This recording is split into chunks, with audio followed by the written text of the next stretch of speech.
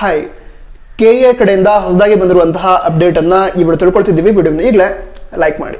ವಿಷಯ ಏನಂತ ಹೇಳಿದ್ರೆ, ಈಗ ಕೆದವರು KCET ರ್ಯಾಂಕಿಂಗ್ ಅಥವಾ ರಿಸಲ್ಟನ್ನು ಆಲ್ರೆಡಿ ಅನೌನ್ಸ್ ಮಾಡಿದ್ರು. ಈಗ ಅನೌನ್ಸ್ ಆದ ನಂತರ ಕೂಡ ಕೆಲವು ವಿದ್ಯಾರ್ಥಿಗಳಿಗೆ ತಮ್ಮ ರ್ಯಾಂಕಿಂಗ್ ಅಥವಾ KCET ರಿಸಲ್ಟ್ ಸಿಕ್ಕಿರಲಿಲ್ಲ. ಅಂದರೆ ಅವರ QE ಮಾರ್ಕ್ಸ್ ಅಂದರೆ ಸೆಕೆಂಡ್ PUC ಅಥವಾ ಕ್ಲಾಸ್ 12 ಮಾರ್ಕ್ಸ್ ಕೆದವ್ರ ಬಳಿ ಇಲ್ಲದೆ ಇರೋದಕ್ಕೆ ಅವರು ರ್ಯಾಂಕನ್ನು ಅನೌನ್ಸ್ ಮಾಡಿರಲಿಲ್ಲ. ಈಗ ಕೆದವರು ಒಂದು ಲಿಂಕನ್ನು ಅವರ ಅಫಿಷಿಯಲ್ ವೆಬ್ಸೈಟ್ ಏನಿದೆ kea.kar.nic.in ಅದರಲ್ಲಿ ನೀಡಿದ್ದಾರೆ. ಅದರ ಮೂಲಕ ಯಾವ್ಯಾವ ವಿದ್ಯಾರ್ಥಿಗಳಿಗೆ ರ್ಯಾಂಕಿಂಗ್ ಅನೌನ್ಸ್ ಆಗಿಲ್ಲ ಅವ್ರಿಗೆ ಮಾಡಬೇಕಾಗತ್ತೆ ಅಂತ ಹೇಳಿದ್ರೆ, ಈ ಸೆಕೆಂಡ್ PUC ರಿಜಿಸ್ಟರ್ ನಂಬರ್ನ ಎಂಟರ್ ಮಾಡಿ, ಹಾಗೆ ಸೆಕೆಂಡ್ PUC ಮಾರ್ಕ್ಸ್ ಕಾರ್ಡ್ ಏನಿದೆ ಅದನ್ನು ಕೂಡ ಸ್ಕ್ಯಾನ್ ಮಾಡಿ ಅಪ್ಲೋಡ್ ಮಾಡಬೇಕಾಗತ್ತೆ.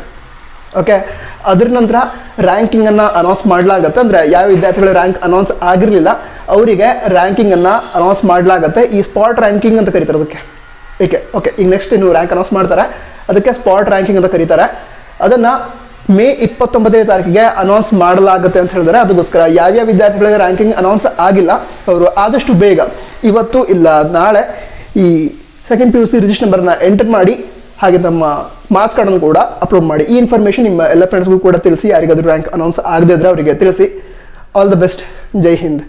ವಂದೇ ಮಾತರಂ.